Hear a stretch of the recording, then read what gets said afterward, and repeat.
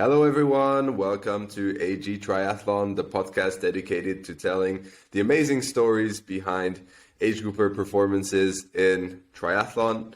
I have with me today Hamish Longmuir. How are you doing, Hamish?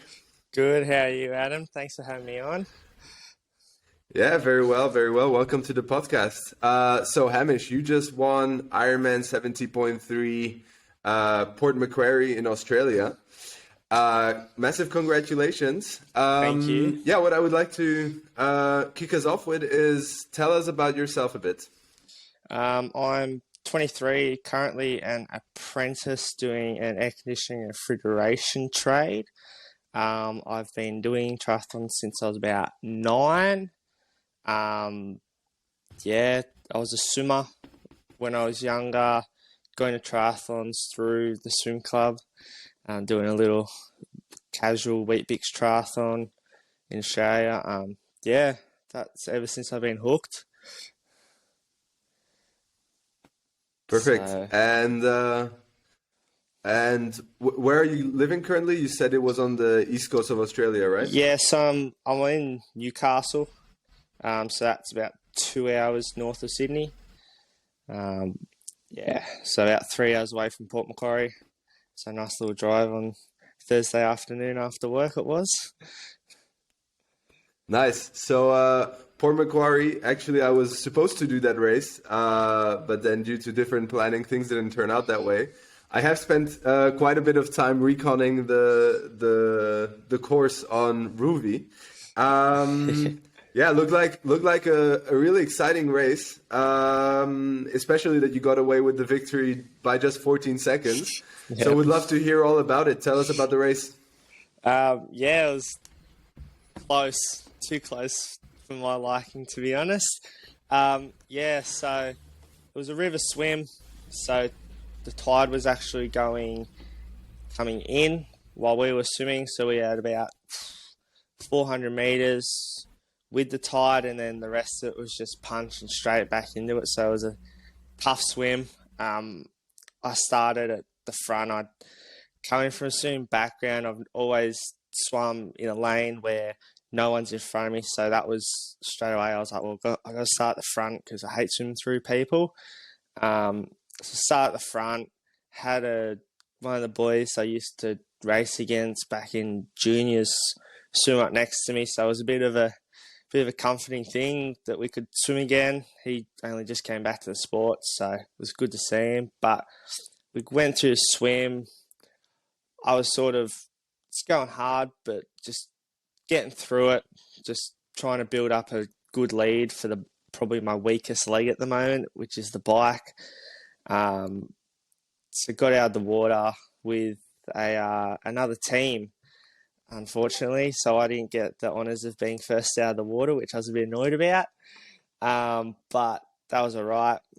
But yeah, swimming through the 1.9k swim about 26 minutes. So comfortable, but still hard enough that broke up the guys following me enough that I didn't have to battle with them much of the bike. Anyone that doesn't know about Port Macquarie, it's a pretty rolling course.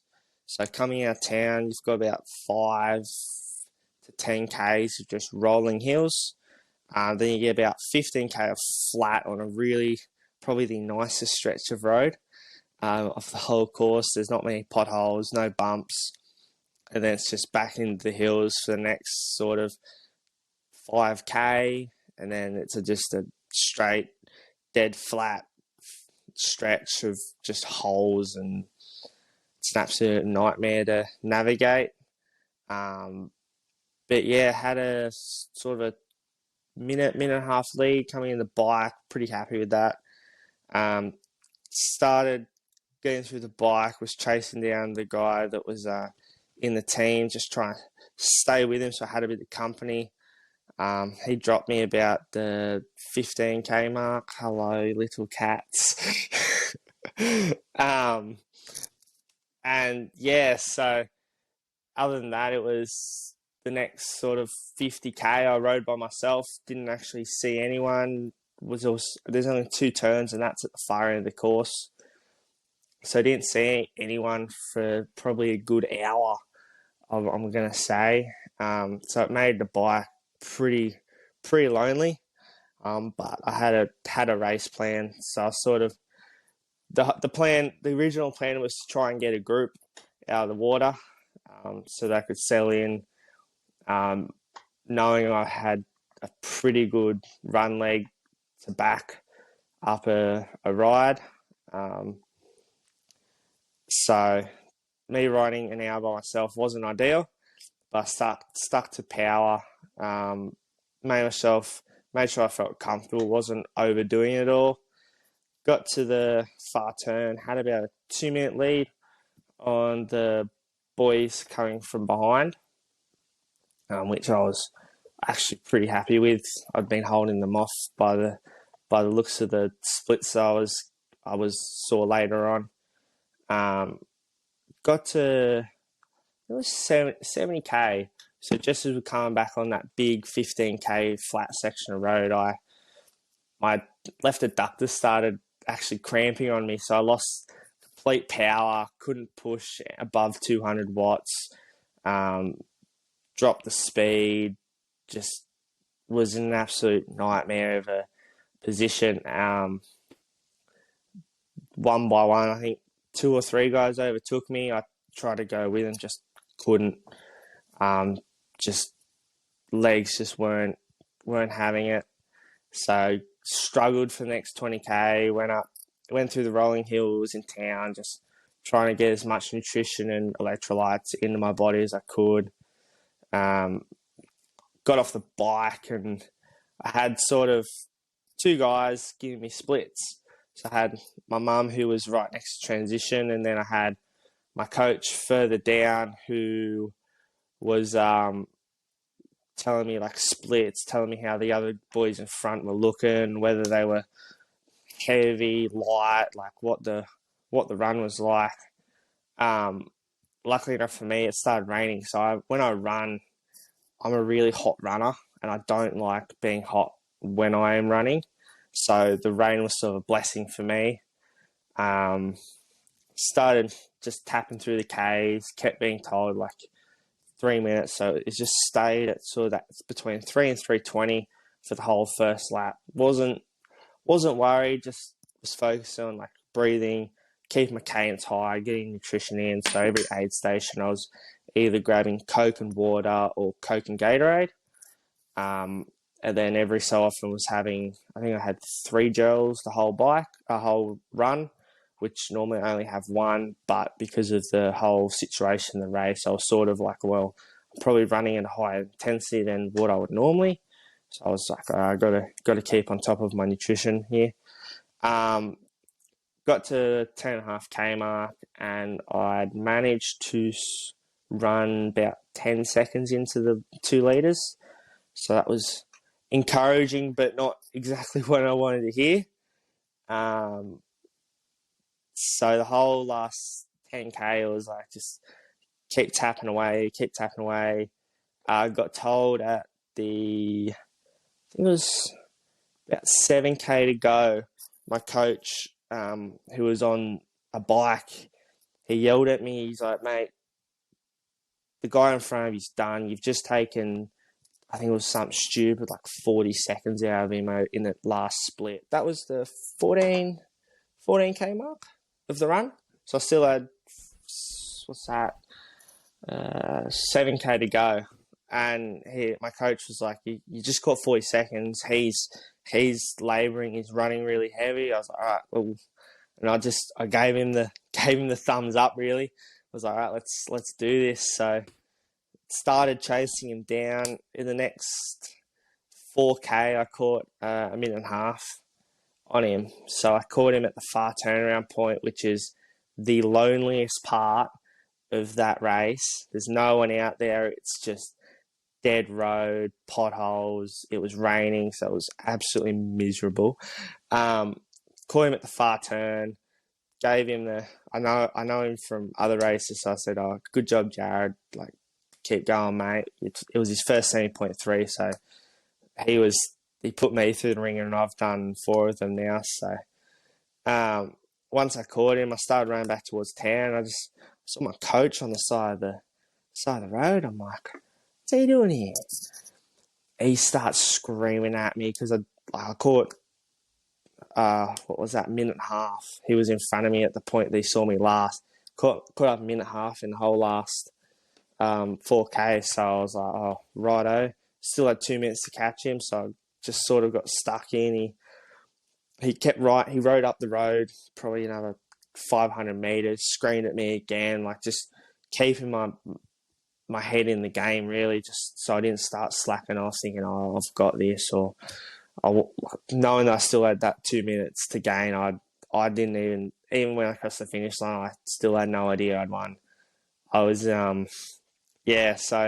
coming to town, I was running every 500 meters. It was him or one of the other coaches just saying, yep, just keep going, keep tapping away. I was like, righto, yep, got this.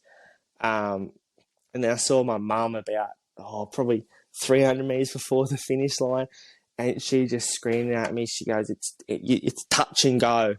You've got to go. I was like, all right. So I picked it up again. It's pouring rain still, so it was slippery on course. Started running along the finish mat, the big carpet, and my legs were going all over the shop. Like, there's no videos of me running towards the finish line. There's only videos of me finishing and falling over. So made for a good laugh after the race with everyone. Yeah, but then it sounds like Jared recovered quite well after you passed him, right? Because the end result was 14 seconds different. Yeah, so he started 2 minutes behind me.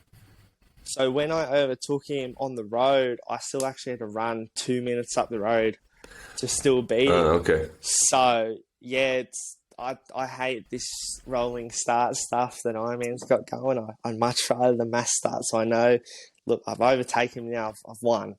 It's not my favourite thing, but it keeps races interesting. That's a funny thing, because is Jared in your age group? Or so Jared's a year younger than me. Right. So how come you weren't in the same wave, or how did they work those out? So same wave.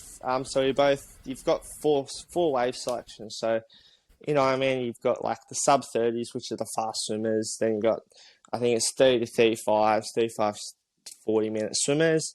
And I think it's 40 plus is the last wave. Within that wave, 4 people go off at a time, 5 seconds apart. So he was a fair way back off starting where I was in. I was in the first wave. I wanted that clear water to swim in, and yeah. So it's painful because you don't actually know if you've won until you've crossed that finish line. The guy that actually came third, he's another sort of local boy. I'm going to claim he's a local boy. He's probably an hour west. Ben Hill, he's a pro cyclist from Newcastle. So he was still in front of me they were both still in front of me at the 19.5K mark. So about a minute. What was it? I heard a minute. I believe it was a minute. At 19.5K, I still had to gain in that short amount of time. So, yeah, not enjoyable, but I got there in the end. Yeah, that's crazy. I mean, it makes it so much more complicated, right? Yeah. To see if you actually win. That's not something I've ever had to experience myself, right? I'm not really calculating if I'm going to win or not, but wow, that sounds crazy. Yeah, there was a race 2 weeks ago, 3 weeks ago in Melbourne, I think. The guys who actually came first and second sprinted for the finish line, and the guy that took the tape thought he won, and where actually the guy that he out-sprinted beat him because he started 2 minutes behind. So it's logistically for the guys at the front, it's a nightmare, and I don't know how Ironman can make the racing better for us top age groupers.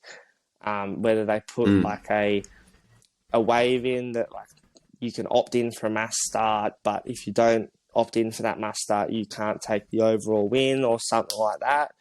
Because like I don't know if Jared might have had a few guys that he was riding with. Like he came up to me solo, but throughout the ride he could have been pack jumping. I don't know, really. Yeah. Well, it completely skews the dynamics of the race as well, let alone the result, right? Yeah. So, that's interesting, right?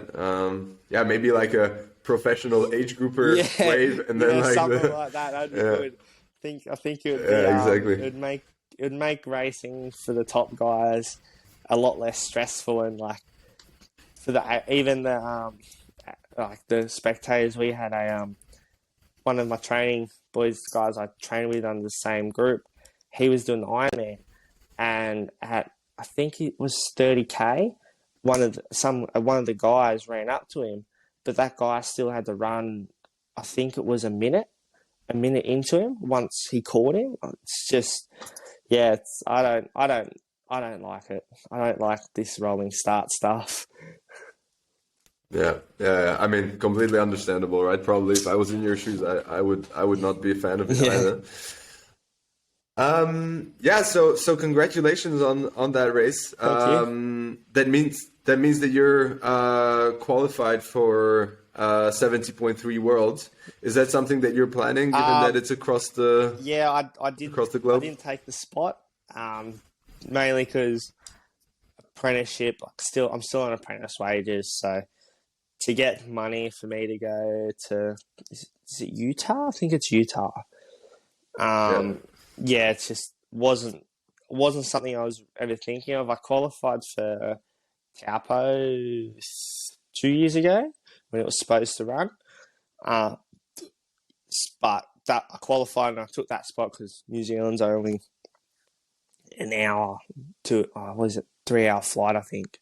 So it's not a long flight, and I could very easily do it with work. Like I was going to have pretty much the same. Well, I did Port, arrive there on the Thursday, have until the Monday, and then travel home, and then back to work on the Wednesday.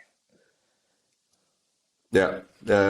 So therefore, if you're skipping Worlds, then are you just going to mainly be racing locally? And what are the races that you're going to be focusing on this season? So the next big focus race for me is Sunshine Coast.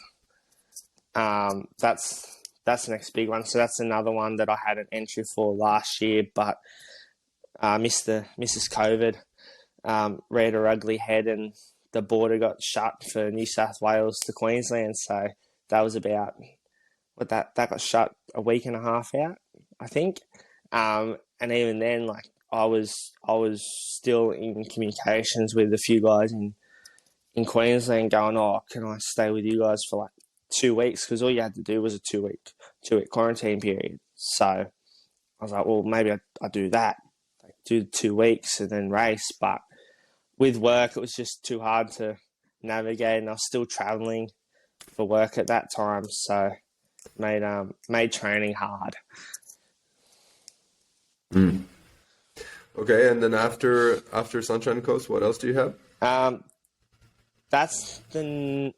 could possibly doing Western Sydney, which is I think 3 weeks after, and then it's just a few little local races. They're only Olympic distance, but I enjoy supporting the company that race them. Like I do 2 or 3 races of theirs a year. They do triathlons to running events around the area. So I think in a few weeks they have a fun run called the Winery Run. So that's run out the vineyards in the Hunter Valley, which is a nice little spot to go to be a tourist. But yeah, I've got club champs in 2 weeks in Foster, so that's my next race. But that's just a little. I think it's a 1K swim, 30K bike, 8K run. But it's more just to support my club. Like they've supported me for a long time, so yeah, I sort of try and give back to them as much as I can, do their club races when I can, when it sits in with the program well. Got a half marathon on the Gold Coast in July, but I'm probably going to go into a bike block before that, so I've got no expectations to run. I will still want to run well, but no expectations to what time I'm going to do. Just go in there, just run, enjoy it, and see what time I get. So yeah, that's my year plan. Yeah. So tell us about triathlon in Australia in general. Like, when does the season start for you? I mean, from what we hear from Europe, right, this paradisiac island of a continent, where it's warm all year round. So technically, you could be doing triathlons and have events all year round. Yeah. So what is the season for you actually? So it's a bit weird. So some year, like I've done years where normally now most guys would go into a duathlon season. So that's normally between May and August. But we've got Cairns start of June. That's really the last triathlon on our calendar for the season. So that's June. And then the first race back is August. So we can race 10 months of the year if we wanted to. But yeah, it's a weird dynamic. So most of the Ironman braided races are based around from what I know, based around what the pros will do. So our first, so we've got Sunny Coast and Western Sydney in September. And then between September and December, there's no Ironman races, obviously, because you've got Kona, and then Utah this year. So then our first full Ironman race is December. And now we've got, I think we've got 4 or 5 Ironman races or half Ironman races in the first 4 months of the year. Next year, they just added another one to the calendar. So it'll be a big year next year. But yeah, we can race 10 months a year if we wanted to. But I break mine up, so I'll go into a sort of an off-season period now. So sort of off-season between now and September, and I'll do another 3-month block between September and December, and then I'll get back I'll do 4 or 5 races between February and May, and then it's back into another off-season block. So I segment into 4 nice seasons for me, really. Nice, and it's also basically the opposite of what we have here in Europe, right? Which makes total sense with the seasons being the opposite. So pretty cool. Yeah. So when I hear your story and your profile as an athlete, right? You said that you're a strong swimmer. Maybe your weakness is the cycling, and then you're a good runner. That sounds like, and you're very young, right? So that sounds like a perfect profile for short distance drafting racing. So how did you make that decision to go into long distance? I was never a good runner when I was younger. I had major growing issues when I was younger. So when I was younger, I was actually a swim biker. So I did all the damage on the swim bike, and then I was a solid runner. So if some of the good runners didn't have their day when we were racing the draft legal ITU stuff, I have snagged a top 10 in our junior series before, but I only did that once, and it was lucky, I'd say. First ever junior race, I think it was 19th, and a pack of 40 boys got off the bike together. So strong enough runner that I can get away with snagging a good result, but not strong enough that I could challenge the likes of Matt Hauser, Jake Birtwistle, and all those boys that are pretty sure I'm going to the Com Games. I know Matt is, because he got the Com Games spot a couple of weeks ago. So yeah, I could never challenge those boys with their running ability. So once I was out of school, I was self-coached there for 18 months, 2 years. Just because of work, I could never get to squad sessions. So I had a swim coach, I had a run coach, and I just went on a local bunch ride when I could and just did my long rides by myself. So probably that period where my bike dropped off and my run picked up because I was focusing so much more on fixing my run. But yeah, I have looked at getting back into the draft legal stuff. But I can't see where it fits into me going long course. So maybe do an odd one every now and then just to get some extra speed, but that would be about it. Yeah, sure. And then tell us about your training. So you were self-coached, and now I assume that has changed. So tell us about really what does your coach bring to you that you maybe didn't have when you were self-coached? So my coach is ex-pro Clayton Fattel. He had a squad that used to be called CF Racing. So I joined him back in 2020. Just when COVID hit, I got a bit lost. I didn't quite know what to do in the period. I had no structure. I was missing sessions left and right. So for me, it was sort of, right, I need to find a coach who has done 70.3 racing, done the Ironman, knows how to get an athlete to the level I wanted to get to.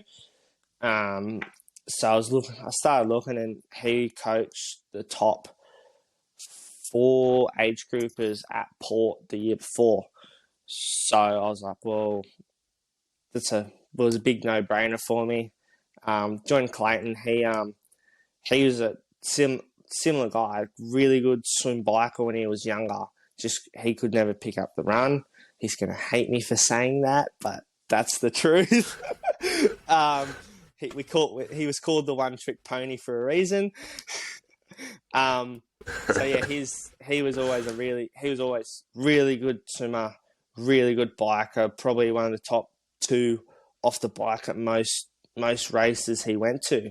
So that was the big calling for me. Was I knew I had to make myself strong on the bike.